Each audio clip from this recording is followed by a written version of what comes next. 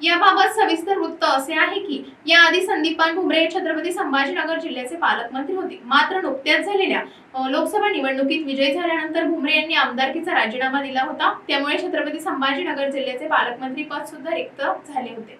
मुख्यमंत्री एकनाथ शिंदे यांनी या पदाच्या शेवटच्या 3 महिन्याच्या कालावधीकरिता महाराष्ट्र राज्याचे अल्पसंख्याक व पवन कॅबिनेट मंत्री अब्दुल सत्तार यांची पालकमंत्रीपदी निवड केल्यामुळे 14 जुलै रोजी बुधवारी रात्री फुलंब्री शहरात टी पॉइंटवर फुलंब्री नगरपंचायतचे माजी गटनेते तथा नगरसेवक अब्दुल रऊफ कुरैशी यांनी फटाक्याच्या आतिषबाजीत मोठा जल्लोष साजरा केला। अब्दुल सत्तार यांची पालकमंत्रीपदी निवड केल्याबद्दल मुख्यमंत्री एकनाथ शिंदे यांचे आभार मानले। यावेळी रियाज शाह, मोबिन शाह, सांडू पटेल, राजू शाह, अकील कुरैशी आणि अफसर पटेल, कलीम कुरैशी, इबाद कुरैशी तसेच मोठ्या संख्येने कार्यकर्ते उपस्थित होते।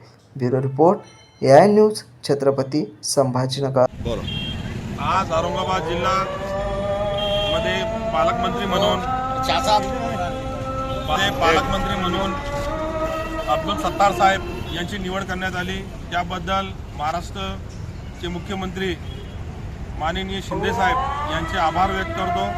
आणि आज या देशामध्ये मुस्लिमांना डावलण्याचा प्रयत्न चालू आहे, त्या अनुषंगाने आमचे अब्दुल सत्तार यांना मुसलमानांना जे सोबत घेऊन आणि जे न्याय मिळाला असं मी समजतो। एवढं बोलून 2 शब्द समाप्त करतो। जय हिंद, जय महाराष्ट्र।